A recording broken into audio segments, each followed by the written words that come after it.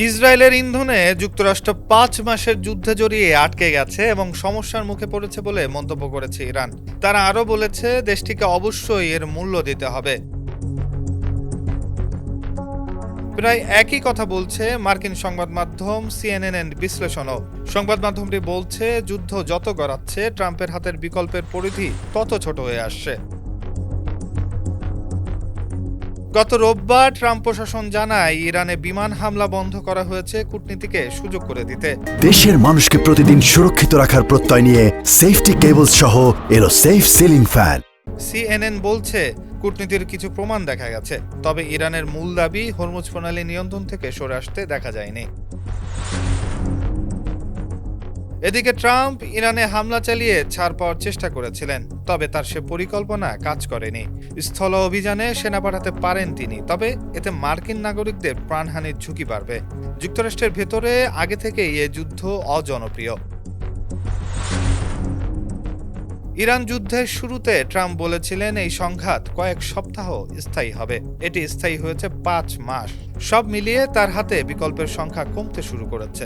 একে ঘিরে রাজনৈতিক উত্তাপও বাড়ছে। তেলের দাম, গ্যাসের দাম, বেশিরভাগ মার্কিনীদের যুদ্ধবিরোধিতা, লোহিত সাগরের বিকল্প পথ হুমকির মুখে পড়া, সবই ট্রাম্পের মাথা ব্যথা হয়ে দাঁড়িয়েছে।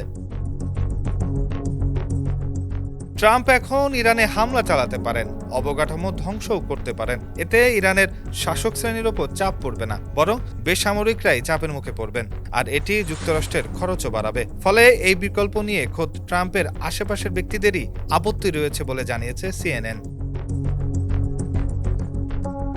আরেকটি পথ হতে পারে যুক্তরাষ্ট্রের অর্থনৈতিক অবরোধ। বন্দর থেকে শুরু করে গুরুত্বপূর্ণ স্থাপনাগুলোতে অবরোধ দিয়ে ইরান সরকারকে দেশ ও সামরিক বাহিনী চালানোর মতো অর্থ জোগাড়ে বাধা দেওয়া। এটিও দীর্ঘ সময় ধরে চালাতে হবে।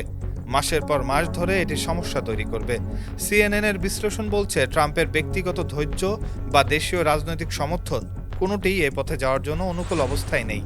উল্টো এই পথে হাঁটলে বৈশ্বিক অর্থনীতিতে চাপ তৈরি হবে এবং যুক্তরাষ্ট্রের ওপর চাপ পড়বে। তৃতীয় বিকল্প হতে পারে ইরানের সঙ্গে এর আগে স্বাক্ষরিত সমঝোতা স্মারকে ফেরত যাওয়া। এই বিকল্পে তেহরান রাজি হবে না বলে ধারণা করা হচ্ছে। অন্তত হরমুজ প্রণালী থেকে অর্থ আয় এবং এর নিয়ন্ত্রণের বিষয়টি অস্পষ্ট রেখে ওই পথে হাঁটবে না তারা। অন্যদিকে যুক্তরাষ্ট্র এতে রাজি হলে তা হবে দেশটির জন্য পরাজয়। ট্রাম্প দেশের অভ্যন্তরে রাজনৈতিক সমালোচনার মুখোমুখি হবেন। ফলে এই মুহূর্তে সত্যিকার অর্থে ট্রাম্পের হাতে বিকল্প নেই বললেই চলে। টানা ১৩ দিন হামলার পর গত ৩ দিন ধরে ইরানে হামলা হচ্ছে না। গুঞ্জন রটেছিল হয়তো অস্ত্রের মজুদ কমে আসায় এমন সিদ্ধান্ত নিয়েছে যুক্তরাষ্ট্র। তবে মার্কিন প্রেসিডেন্ট ডোনাল্ড ট্রাম্প সে দাবি প্রত্যাখ্যান করেছেন। ডেস্ক রিপোর্ট, সমকাল।